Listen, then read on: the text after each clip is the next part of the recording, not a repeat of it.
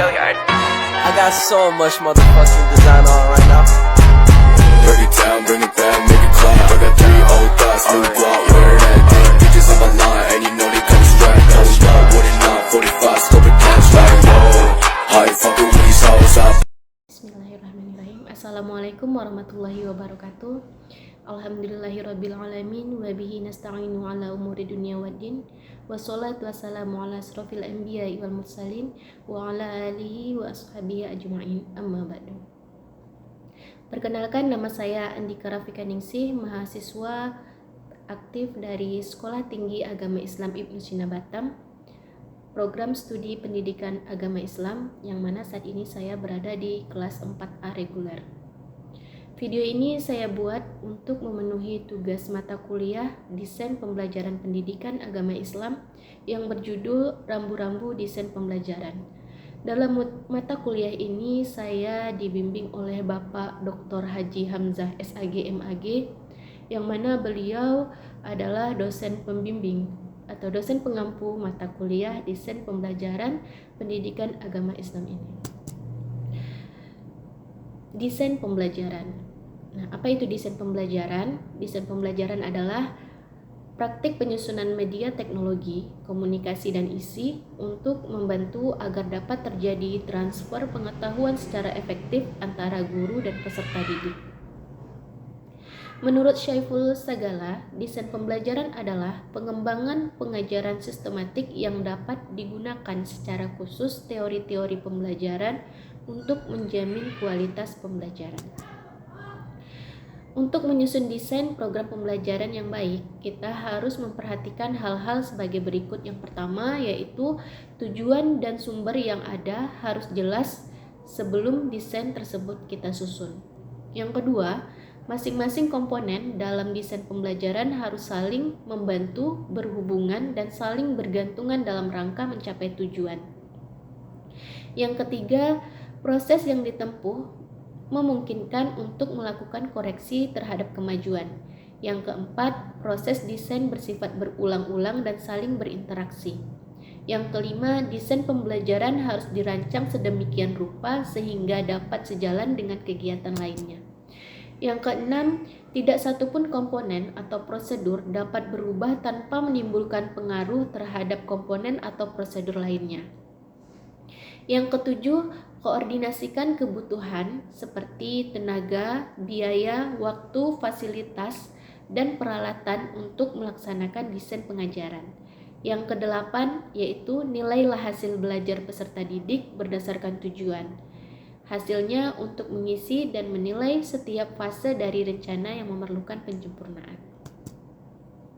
Dalam desain program pembelajaran, langkah-langkah yang harus diperhatikan yang pertama yaitu adalah menetapkan tujuan pembelajaran. Yang kedua, memilih dan mengembangkan bahan pembelajaran. Yang ketiga, memilih dan mengembangkan strategi belajar mengajar. Dan yang keempat, memilih dan mengembangkan media pengajaran yang sesuai. Yang kelima, memilih dan memanfaatkan sumber belajar. Perencanaan pembelajaran dibuat bukan hanya sebagai pelengkap administrasi, namun disusun sebagai bagian dari integral dari proses pekerjaan profesional seorang guru sehingga berfungsi sebagai pedoman dalam pelaksanaan pembelajaran. Penyusunan perencanaan pembelajaran merupakan suatu keharusan karena didorong oleh kebutuhan agar pelaksanaan pembelajaran terarah sesuai dengan tujuan dan sasaran yang ingin dicapai. Kriteria penyusunan perencanaan pembelajaran meliputi yang pertama yaitu signifikansi. Signifikansi adalah perencanaan pembelajaran ini disusun sebagai bagian dari proses pembelajaran yang sesuai dengan kebutuhan siswa. Jadi perencanaan pembelajaran bukan sebagai pelengkap saja, tetapi hendaknya guru harus berpedoman pada perencanaan yang telah disusun. Yang kedua yaitu relevan. Nilai relevan dalam perencanaan adalah perencanaan yang kita susun memiliki nilai kesesuaian baik internal maupun eksternal. Kesesuaian internal adalah perencanaan pembelajaran harus sesuai dengan kurikulum yang berlaku. Kesesuaian eksternal adalah perencanaan pembelajaran yang disusun harus sesuai dengan kebutuhan siswa. Karena perencanaan pembelajaran pada hakikatnya disusun untuk membantu siswa dalam mencapai tujuan pembelajaran. Yang ketiga yaitu kepastian. Kepastian itu bermakna bahwa dalam perencanaan pembelajaran yang berfungsi sebagai pedoman dalam penyelenggaraan proses pembelajaran tidak lagi memuat alternatif-alternatif yang bisa dipilih, akan tetapi berisi langkah-langkah pasti yang dapat dilakukan secara sistematis. Yang keempat yaitu adaptabilitas. Perencanaan pembelajaran yang disusun hendaknya bersifat lentur atau tidak kaku. Perencanaan pembelajaran disusun untuk dapat diimplementasikan dalam berbagai keadaan dan berbagai kondisi. Dengan demikian, perencanaan itu dapat digunakan oleh setiap orang yang akan menggunakannya. Yang kelima yaitu kesederhanaan. Perencanaan pembelajaran harus bersifat sederhana, artinya mudah diterjemahkan dan mudah diimplementasikan. Sebaliknya, apabila perencanaan yang rumit dan sulit untuk diimplementasikan tidak akan berfungsi sebagai pedoman untuk guru dalam pengelolaan pembelajaran. Yang keenam yaitu prediktif.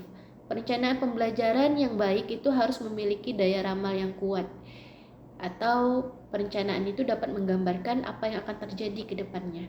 Jadi hal itu sangat penting untuk mengantisipasi berbagai kemungkinan yang akan terjadi. Dengan demikian akan mudah bagi kita seorang guru untuk mengantisipasinya. Baiklah teman-teman, demikianlah video rambu-rambu desain pembelajaran pendidikan agama Islam yang telah saya paparkan. Semoga video ini dapat bermanfaat untuk kita semua. Saya akan mengajak kepada teman-teman semua dimanapun berada yang ingin melanjutkan ke jenjang pendidikan S1 dan S2, teman-teman bisa bergabung di kampus hijau Sekolah Tinggi Agama Islam Ibnu Sina Batam, yang mana di kampus ini memiliki 3 program pendidikan. Yang S1 yaitu yang pertama program pendidikan agama Islam, yang kedua program pendidikan Islam anak usia dini, yang ketiga yaitu program pendidikan hukum ekonomi syariah. Untuk S2 ada 1 program studi yaitu pendidikan agama Islam.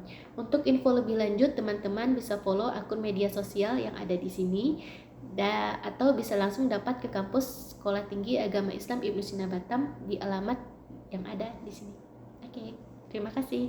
Wabillahi taufik wal hidayah. Wassalamualaikum warahmatullahi wabarakatuh.